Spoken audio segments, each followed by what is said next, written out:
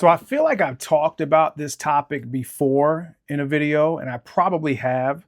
But these running like themes of conversations happen between clients. And I just got off of a coaching call with a client, and we were talking about, her most important goals. And she's been pushing herself in the gym. She's been walking with a weighted vest on, and, she's been doing all of these things, lifting heavier weights. So the conversation went to muscle growth and how important it is for us to build muscle, especially as we age, to stay vibrant and stay agile and stay just strong. So we were talking about the three most important pillars to muscle growth, and building not just muscle growth but maintaining, because as we get to a certain stage in our lives, we know that muscle growth starts to slow down. And we get to a point where losing muscle becomes a real thing. Hormonal levels change, activity levels change. And just as we age, our bodies are producing more of the hormones to make it harder for our bodies to build muscle, and producing less of the hormones that help us to build more muscle. So we've got to do every single thing within our power to make it easier for us to be able to build muscle, but also be able to maintain muscle. So I think this video will be applicable to anyone looking to build muscle. However, if you're over the age of 30, 35 for a woman, and over the age of 40, 35, 40 for a man, this video is really going to be for you, because at this point in our lives, we know how precious it is to keep muscle, to not lose muscle. And we know how hard it is to gain muscle. Can someone in their 20s, early 30s, late 20s benefit from this video? Yes, because if you start to implement some of the things that I'm going to talk about in this video, you will be set up to have a much better time right now building muscle and retaining muscle. You just, as you're in your 20s and your teens, you don't have as many problems with building or retaining. So either way, this video is going to be beneficial for anyone looking to build or retain muscle. But as I talk about the three most important pillars, and there are other pillars to muscle gain and to maintenance of muscle, but three of the really important pillars are strength training. Of course, we all know we got to lift to build, but then you've got recovery. And within the recovery piece of this, there's two pillars.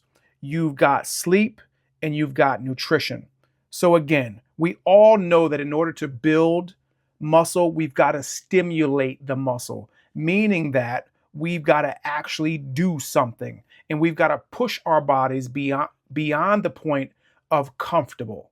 We've got to push to a point where we're breaking down the muscle, creating that stimulus or the breeding ground for muscle growth and muscle recovery. So we've broken down the muscle. We've supplied sufficient stimulus for muscle growth. Now we've got to make sure that we put in enough nutrition so that our bodies can maximize that muscle growth. If we don't eat enough, if we're not eating the right foods, we are going to hinder the process of building muscle, the process of repairing broken down muscle. So we need the stimulus, but we also need the nutrition to come to the aid to repair and build.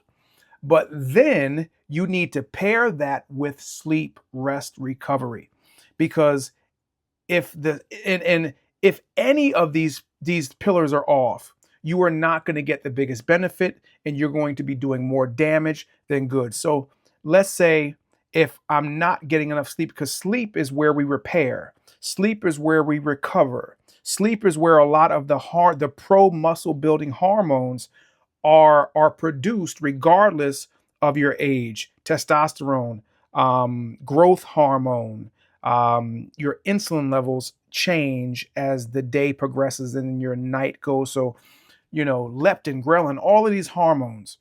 So what happens is, let's just say, for instance, you're getting the stimulus, but you're not sleeping, but you're getting in enough nutrition. Just one of those pillars will make it harder for you to build muscle and to recover. Let's say, for instance, you're not getting enough sleep, but you're eating right, but you're not training hard enough. Again, same thing applies. So all three of these pillars need to be in place for you to maximize muscle growth and recovery. So if you're exercising now and you're not seeing the results that you feel you should be seeing, and you should be feeling like after a few weeks of doing it, you're getting stronger. You may even be sleeping better. You may even have better energy. Your lifts are better. Your cardio is better. Everything just feels better. You're recovering from workouts quicker. You're not as sore as long after you've working out. All of these things are signs that your recovery and repair and building are probably where they should be.